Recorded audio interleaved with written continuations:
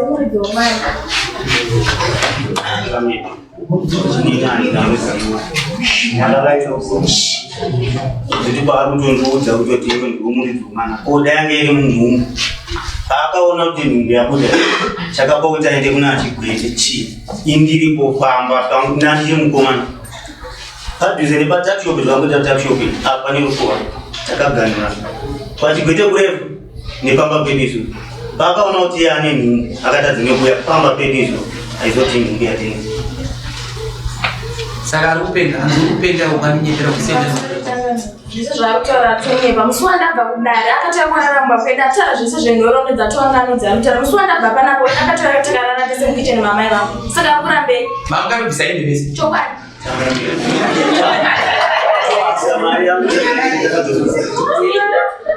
itoketa ndakabvisa mari wati wakaketa